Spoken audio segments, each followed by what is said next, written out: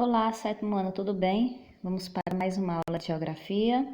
Saudade de vocês, faz um tempinho que a gente não conversa, né? Embora eu tenha mandado alguns links para vocês estudarem, assistirem aos vídeos, mas vamos nós agora. Então, população brasileira, esse assunto já não é mais estranho para vocês, porque vocês já assistiram às videoaulas, como eu acabei de falar. Então, vamos lá, vamos ver as características da nossa população. Então, de cara, nós temos aqui uma imagem que fala bem a respeito do nosso povo, né? As pessoas vestidas na camisa da seleção, provavelmente assistindo um jogo da Copa do Mundo. Então, e logo acima vocês podem ver um sambinha de Ari Barroso.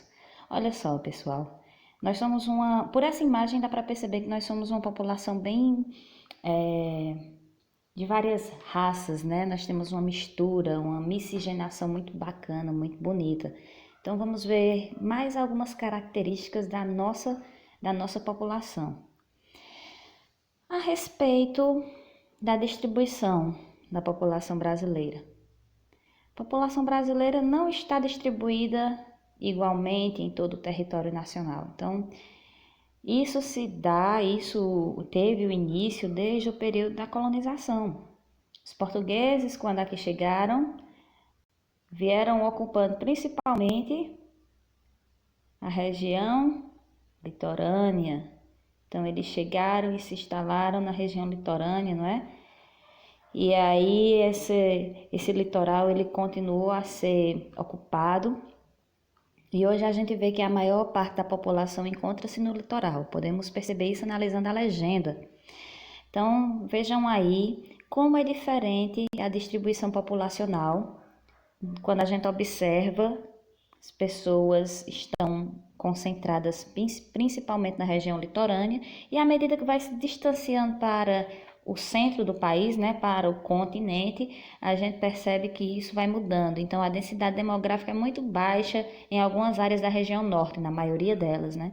Também caracteriza-se por ser uma área de florestas. Então, vejam aí como a população está distribuída no território. Então, não está distribuída de forma igual. Por isso, nós podemos dizer que o Brasil é um país populoso e não povoado. Povoado diz respeito à distribuição. Quando está bem distribuído, essa população está bem distribuída no território nacional, nós podemos dizer que é povoado. Mas no caso do Brasil, a gente vê que é populoso e não é povoado. Olha só, já nessa área, a gente percebe que a densidade demográfica, ou seja, a quantidade de habitantes por quilômetro quadrado, é bem menor que na região litorânea.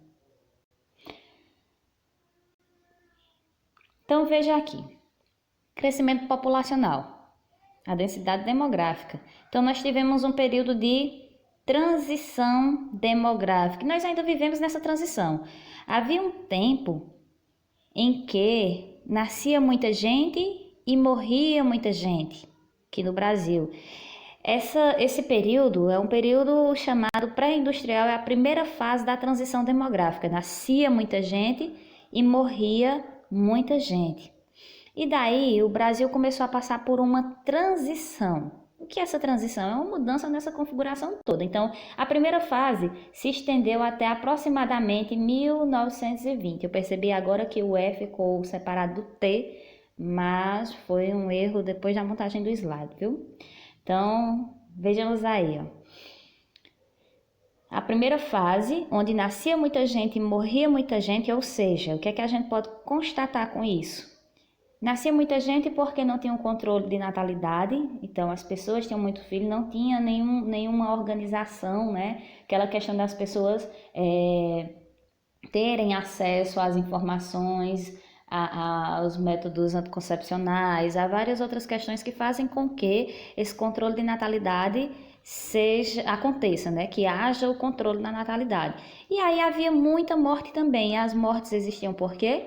Porque as condições de saúde não eram, vamos dizer assim, que não estavam suprindo a necessidade da população. Então, nascia muita gente e aí na fase adulta, os idosos, aliás, morria muita gente também. Então, era vamos dizer que um desequilíbrio. Depois disso, na segunda fase, que é o período da industrialização e urbanização, a gente percebe que continuou nascendo muita gente, porém começou a morrer muito. Aliás, a taxa de natalidade continuou alta e a taxa de mortalidade reduziu. Olha a queda brusca. Observem no gráfico a queda brusca na segunda fase. Então, vejam só, estava começando a mudar. Então, ainda nascia muita gente, já no finalzinho da segunda fase já estava começando a acontecer um controle. Essa segunda fase, ela se estendeu de 1920 a 1960, e aí foi um período em que nascia muita gente, porém estavam morrendo menos pessoas. Foi o período da industrialização e urbanização.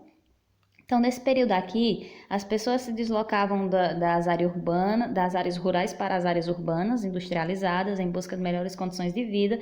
As pessoas começaram a trabalhar e aí começou a mudar essa questão da mortalidade. Então, estava começando a controlar a taxa de mortalidade.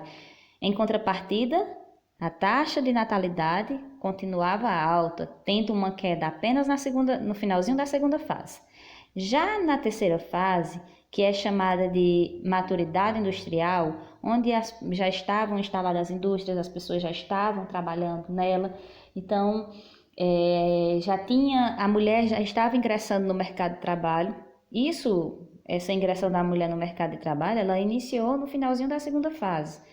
E aí, olha só, a gente já percebe que na terceira fase a taxa de natalidade caiu bastante. No final da terceira fase já estava equilibrada a taxa de natalidade e a taxa de mortalidade, todas bem abaixo do que era antes.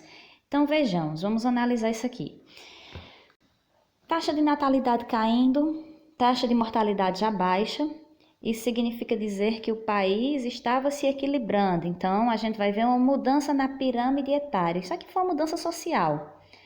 Então, um equilíbrio, isso é o que é chamado de transição demográfica. Esse é equilíbrio, onde antes era tudo desequilibrado, como vocês observam na primeira fase, e aí, à medida que o tempo foi passando, foi havendo um equilíbrio nessas taxas. As taxas caíram, a taxa de natalidade e a taxa de mortalidade, sendo que a primeira taxa a cair foi a taxa de mortalidade.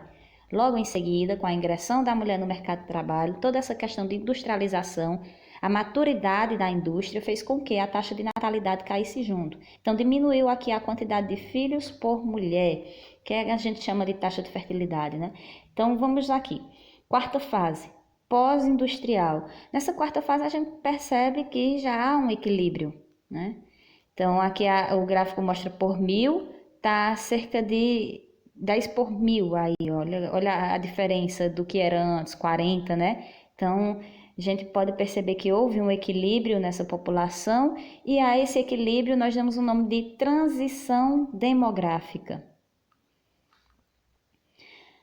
Ainda sobre o crescimento populacional, taxa de mortalidade no Brasil. A população brasileira tem apresentado um crescimento nas últimas décadas. Houve uma redução significativa na taxa de mortalidade devido a diversos fatores. Alguns deles são maior acesso à informação, melhoria nas condições sanitárias e de higiene, maiores investimentos em saúde pública. Olha só, gente. Aqui diz que a população brasileira tem apresentado um crescimento nas últimas décadas. Mas um crescimento. Por quê? Porque as pessoas estão se mantendo vivas, a taxa de mortalidade caiu devido a esses fatores mostrados. Então, as pessoas que estão nascendo estão recebendo condições para continuar vivas e aí estão tendo uma vida de qualidade que estão chegando à idade adulta. Então, o Brasil, ele aos poucos a população brasileira está se tornando uma população adulta. Daqui a uns dias será uma população idosa e a gente vai ver as consequências disso mais à frente. Então vejamos aí, olha só. Por que as pessoas hoje vivem mais? Porque a taxa de mortalidade no Brasil caiu. Porque as pessoas têm mais acesso à informação, hoje a pessoa sabe o que é certo, o que é errado, o que fazer, o que não fazer, sabe procurar um médico, enfim. Então, são diversas informações que facilitam e fazem com que as pessoas vivam melhor, que nós vivamos melhor. Melhores condições sanitárias e de higiene, se a pessoa mora em um lugar que não tem coleta de esgoto, que não tem uma rede sanitária. Então, essa pessoa, consequentemente, vai sofrer, vai adquirir doenças desse ambiente, né? Porque um ambiente sujo, é claro que esse ambiente vai fazer com que as pessoas tenham doença. As pessoas que convivem, que sobrevivem em lugares sem saneamento, elas estão mais sujeitas a alguns tipos de doenças causadas por essa falta de condições sanitárias e de higiene. Então, melhores investimentos na saúde pública, isso é um fato.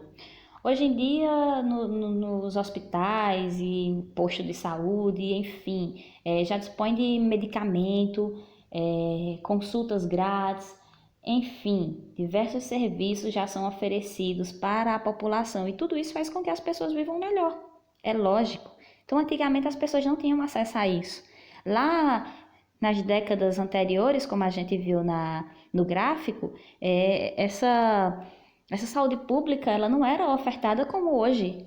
Então, havia um sofrimento, né? A população não conseguia,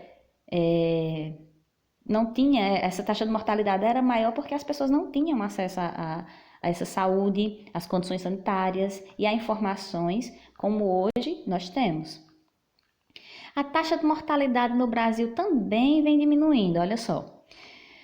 Taxa de mortalidade, aliás, pessoal, taxa de natalidade no Brasil. A taxa de natalidade no Brasil também vem diminuindo. Diversos fatores podem justificar essa diminuição.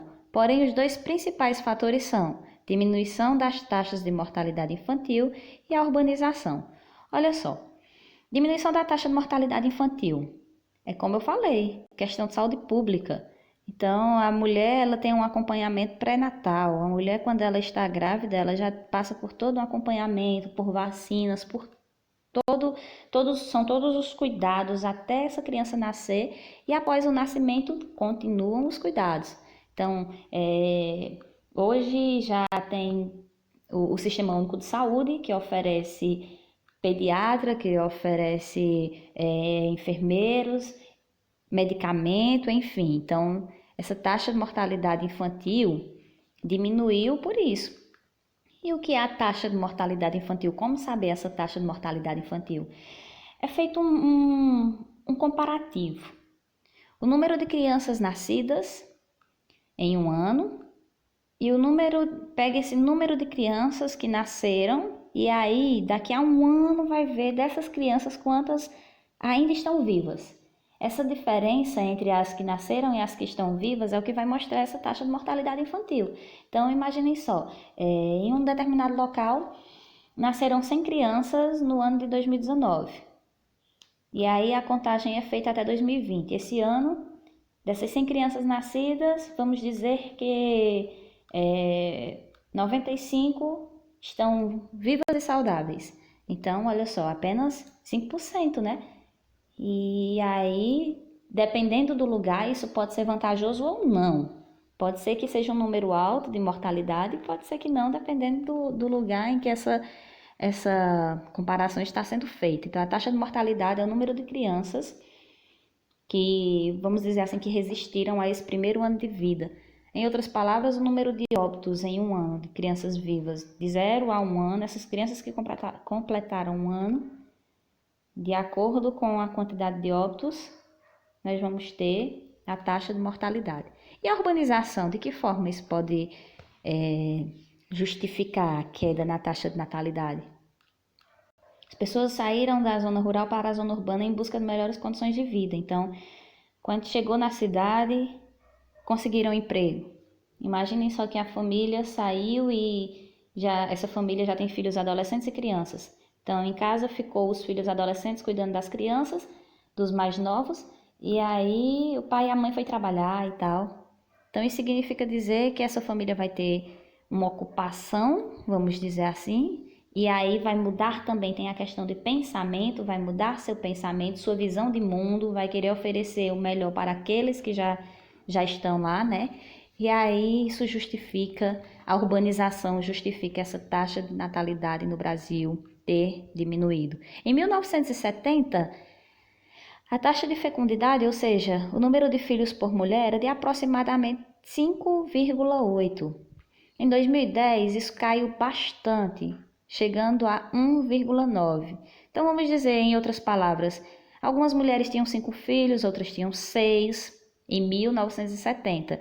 Já agora, há 10 anos, né, em 2010, algumas mulheres tinham apenas um filho, outras 2, algumas 3, mas o número é bem menor de famílias com 3 filhos. Isso mostra essa mudança na taxa de natalidade. Olha a diferença de 1970 até 2010. Se a gente observar atualmente, já houve uma mudança nessa configuração aí. Estamos em 2020, né? 10 anos se passaram, então com certeza houve sim mudanças. A estrutura da população por idade e por sexo. A estrutura etária da população é comumente dividida em 3 grupos.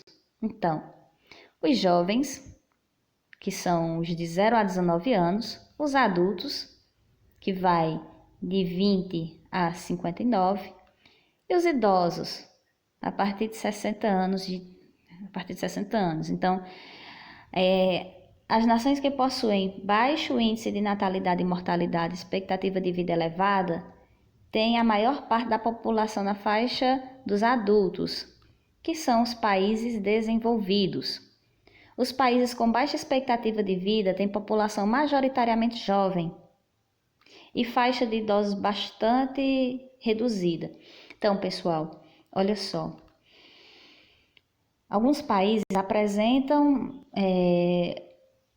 a faixa de idosos bem elevada e a faixa de adultos também. E a faixa dos jovens, né, que é os nascidos aos 19 anos, baixa.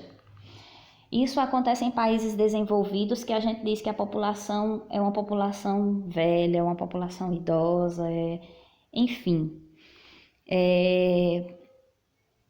Alguns países da Europa já têm essa configuração, que a gente diz que são países de população adulta ou idosa, em alguns casos, onde a maior parte da população já está no finalzinho da faixa de adultos, indo para a faixa dos idosos. Isso é preocupante, porque a faixa dos adultos é nessa faixa que está a PEA, ou População Economicamente Ativa. A população economicamente ativa é o que sustenta o país. Então, imaginem um país de idosos.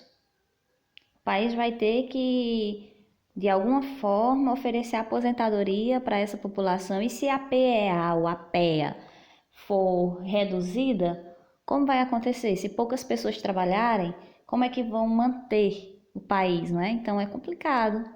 Essa questão dessa estrutura da população, a estrutura etária, a pirâmide etária de um país é algo que em alguns casos preocupa pelo alto índice de jovens, e isso principalmente até de 0 a 10 anos, característica dos países subdesenvolvidos. Em outros casos preocupa quando a população idosa é grande, porque está fora da PEA e como vai manter o país? Aí isso acaba se tornando preocupante. Analisemos aqui as pirâmides etárias do Brasil de 1980 até 2010. Olha a diferença. Então, em 1980 parecia sim uma pirâmide, né? Vamos analisar. Lembrando que pirâmides etárias são indicadores populacionais que, por meio de um gráfico, permitem a análise da dinâmica populacional de um determinado local, segundo faixas etárias e de sexo. Então, vamos analisar. Vocês já acredito que se eu deixar só com vocês já vão conseguir dizer direitinho o que cada parte da pirâmide diz. Então, as cores aqui que representam os sexos. O azul, esse azul esverdeado, são os homens, e amarelos, a cor amarela, mulheres. E a gente percebe que em 1980, vem aqui canetinha, a base da pirâmide, ou seja, os jovens, eram bem mais. E aí a população economicamente ativa e os idosos. O que é que isso significa dizer? Alta taxa de natalidade, alta taxa de mortalidade. Então ainda era aquele período de transição. O Brasil ainda estava passando por sua transição.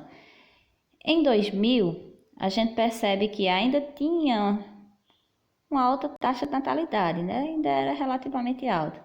Mas aqui já estava se estruturando melhor, a população economicamente ativa, e estava crescendo também a expectativa de vida, se comparado à pirâmide anterior. Já a mais atual, de 2010, a gente percebe que a base deu uma reduzida, então, redução da base, aumento da população economicamente ativa e aumento da expectativa de vida. Então, isso é positivo. É bem positivo para o nosso país. Significa dizer que já está tendo um planejamento familiar, está sendo oferecido condições de sobrevivência para a sociedade e aí a população está vivendo mais. Então, a estrutura da nossa população por sexo e idade se dá da seguinte forma. No Brasil, existem mais mulheres do que homens. Os dados a seguir foram obtidos a partir do recenseamento demográfico do Brasil, realizado em 2010. Onde nós, mulheres, somos 51% da população brasileira e os homens 49%. Então, o que justifica esse fato? São diversos fatores. Vamos numerá-los. Podemos dizer que as mulheres vivem mais por serem submetidas a trabalhos menos pesados que alguns homens. Além disso, os homens não têm tanta preocupação com a saúde quanto as mulheres. Então, mulher não é generalizando, porque não é uma regra. As mulheres têm mais preocupação de ir ao médico, enfim, tomar a sua medicação certinha. Os homens acham que não serão acometidos por doenças e aí não tem esse mesmo cuidado. Então, são vários fatores que justificam, no Brasil, 51% da população ser do sexo feminino, né? Ser composta de mulheres, por mulheres. Então, pessoal, a mulher e o trabalho é algo que vem mudando bastante a estrutura da população também. Hoje em dia, as mulheres ocupam cargos que antes só eram ocupados por homens. E também, atualmente, né, já começou vamos dizer assim, que a visão da população começou a ser mais ampla, porque as mulheres elas recebiam antes salários inferiores aos dos homens, sendo que exerciam as mesmas tarefas. Hoje em dia, isso tem mudado. Vejamos. Em 2010, cerca de 39 milhões delas trabalhavam com atividades remuneradas. O número de homens era de 53 milhões. Contudo, a proporção de mulheres que exercem tarefas remuneradas vem aumentando bastante nas últimas décadas, né? Ficou só nas últimas, mas eram últimas décadas. Porque as mulheres trabalham? Então, as mulheres trabalham para completar a renda familiar, ou muitas vezes até porque são chefes de família.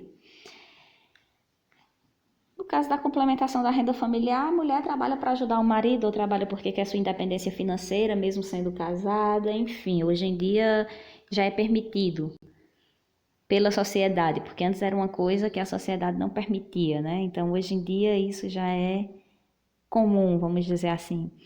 Mulher chefe de família é quando é a mulher que assume a responsabilidade da família mesmo. Então, ela é o pai e a mãe, né, da casa, é o chefe da família, ela que coloca o sustento. Então, vamos aqui. Deixa eu ver, parece que acabou. É isso, pessoal. Nossa slide acabou por hoje. E eu espero que tenha dado vamos dizer que uma revisada bacana no que vocês já vinham estudando e assistindo por meio de vídeos. Alguma possível dúvida, vocês podem entrar em contato comigo, tá bom? Beijão, pessoal, e até a próxima.